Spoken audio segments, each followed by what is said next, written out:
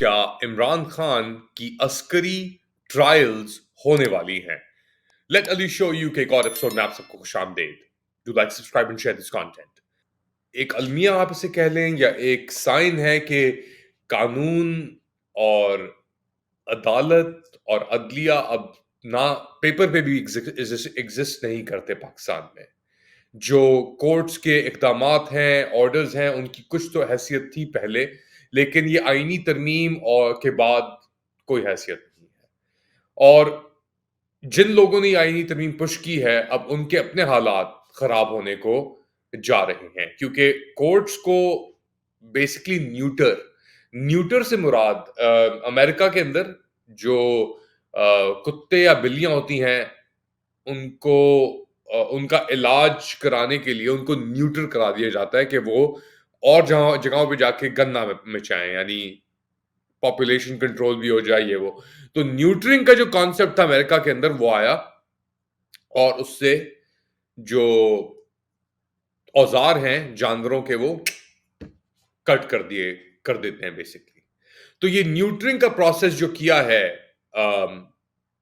ये फॉर्म 47 हुकूमत ने 26वीं आईनी तरमीम के दरमियान, ये बेसिकली इन्होंने अपने खुद ही काट के दे दिए हैं अस्करी क़यादत को और अस्करी कुव्वतों को कि जी अदलिया ने तो हमारे खिलाफ ही आना है, तो इससे बेहतर है कि आप हमारे ले लें और उनके पास चले जाएं। उनके काटते हैं बेसिकली इस आईनी तरमीम से।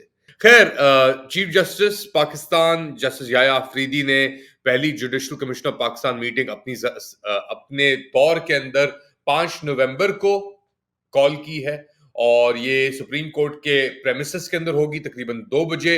एजेंडा के ऊपर जुडिशल कमीशन ऑफ पाकिस्तान की अपॉइंटमेंट ऑफ जजेस की बात होगी, कॉन्स्टिट्यूशनल बेंच के ऊपर 26वीं आईनी तरमीम के दरमियान। अब पहले जो नेशनल असेंबली के स्पीकर हैं अयाज सादिक साहब, उन्होंने 4 पार्लियामेंटेरियंस को सेनेट से, और यार ये इनका नाम भी लेते हुए और उन्हें कहते हुए कि ये speaker of national assembly, these are all junta touts. ये पूरा निजाम जो है ये अब जुंता निजाम बन चुका है और इस निजाम के साथ किसी भी लेवल के ऊपर एंगेज करना, मेरे ख्याल से तो इस निजाम को, जो इसके पास आखिरी सांसों के लम्हे बचे हुए हैं इस निजाम के पास, उनको थोड़ा और ऑक्सीजन प्रोवाइड करने के बारिश है।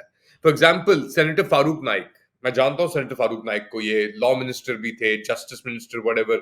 इन्होंने जो किरदार अदा किया है उसकी कोई मिसाल नहीं है, और बाकी यूसुफ रजा गिलानी, इनका किरदार, उसकी कोई मिसाल नहीं है। अच्छा, अभी तो याया अफरीदी साहब अपनी ये कमीशंस करा रहे हैं, ये सब बातें हो रही हैं, पाकिस्तान तहरीक इंसाफ से भी 2 नाम मेरे ख्याल से दिए गए हैं। अब क्या फायदा है इसका, शिबली फराज और उमर अयूब का क्या फायदा है? क्या पार्लियामेंट की कोई हैसियत है, औकात है? क्या अदलिया की कोई हैसियत है, औकात है? I don't I really don't know. मेरे ख्याल से कोई हैसियत और औकात नहीं है इस निजाम की, जहां पे आसिम मुनीर ऊपर बैठा हो और नीचे इद्दत के केसेस लग रहे हों, तो शिखाना के केसेस लग रहे हों, पता नहीं क्या क्या चीजों के केसेस लग रहे होंगे। वो लोग लगा रहे हैं जिन्होंने पूरे $1.5 अरब का डाका डाला है अभी पंजाब के बजट के अंदर, कि जो डिस्क्रेपेंसी आई है 377 अरब रुपए की, ये लोग चलाएंगे अदलिया आपका, ये लोग बेसिकली अकाउंटेबिलिटी करेंगे। I don't know, I don't think so. और इसीलिए शायद अब लग रहा है कि एक बहुत ग्राउंड स्वेल क्रिएट हो रहा है या हो चुका है, और अब ये एहतजाज की कॉल्स पे बात आ गई है। पहली बात तो सुनते हैं अली अमीन गंदापुर साहब क्या कह रहे हैं, उनका क्या मौकफ है फाइनल कॉल के ऊपर लेके, और उसके बाद सलमान अकरम राजा साहब की बात भी सुनेंगे। भला ऐसा करें।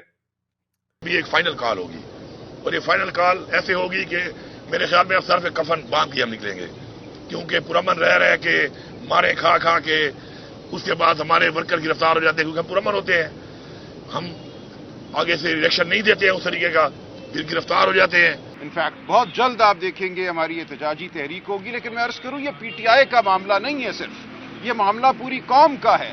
अगर इस कौम से आज़ाद अदालतें छीन ली जाती हैं, अगर इस कौम को ये कहा जाता है कि तुम्हें हम मिलिट्री कोर्ट्स में मेजर और कर्नलों के सामने पेश करेंगे, वो तुम्हें सजा देंगे। तो ये हम सब के लिए एक तारीख मुस्तकबिल का एक परवाना है।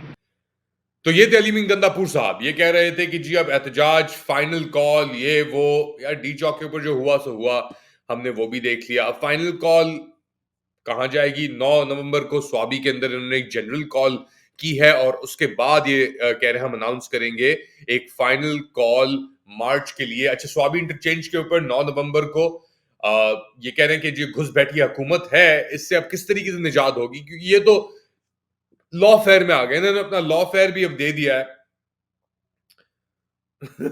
लॉ फेयर भी दे दिया है मिलिट्री को। ये कह रहे हैं कि जी आप 3 महीने तक बंदों को रोकें, जो करना आप करें, कोई हमें मसला नहीं है, हमें बस आप बचा के रखें, यही हमारी प्रायोरिटी है। और इस सब के अंदर इमरान खान कहा है। अब ये बातें आ रही हैं कि जी इमरान खान की कुछ दिनों के अंदर मिलिट्री कोर्ट्स के हवाले कर दिया जाएगा, मिलिट्री के हवाले कर दिया जाएगा। कर दो फिर, खुल के आओ ना फिर सामने, करो उससे हवाले, इससे बड़ा मार्टर बनाओ उसे, इससे बड़ा लीडर बनाओ उसे फिर तुम। ये बात आई गेस ये बुल हेडेडनेस जो है ना, इंसान को कहीं का नहीं छोड़ती है। मैंने अपनी जिंदगी में भी देखी है लोगों के साथ कि जब आप इतने खो जाएं अपनी जिद के अंदर, अपने ईगो के अंदर, तो आपको कोई और चीज नजर नहीं आती। आपको हर चीज एक मसला नजर आता है। आपको खड्डा जो है वो कहते हैं कि इसका हल खड्डे का खोदने में है, पानी मुझे खोद के मिलेगा। खोदते रहे फिर आप, और कितना खोदेंगे आप?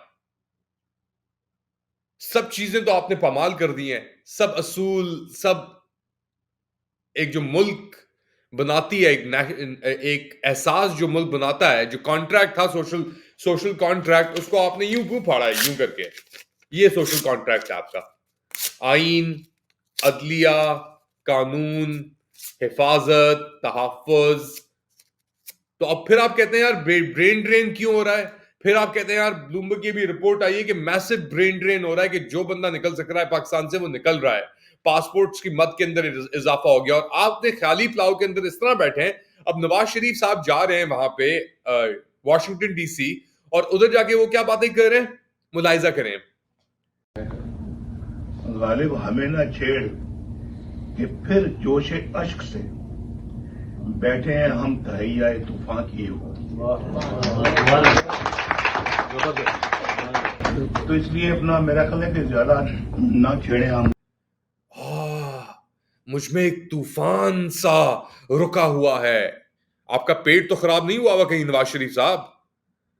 अपने वहां पे जाके आप दस्तयाब होके इस तरह लाइक माइंडेड लोगों के साथ बैठ के बातें करते हैं। हम पंजाब एयरलाइन हम शुरू करना चाह रहे थे, मरियम ने मुझसे कहा। आप क्या मरियम के अलावा भी किसी की बात सुनते हैं आप? आपका वक्त खत्म हो चुका है नवाज शरीफ साहब। आप जाएं डोनाल्ड ट्रंप की तरह लाल टाई पहन के कोशिश करें उससे मुलाकात करने की, कुछ नहीं होना आपका, क्योंकि आप है खुद ही एक इलिजिटिमेट फोर्स्ड। अब एक इलिजिटिमेट फोर्स्ड जना को के बाद आप चाह रहे हैं कि अबॉर्शन भी ना हो।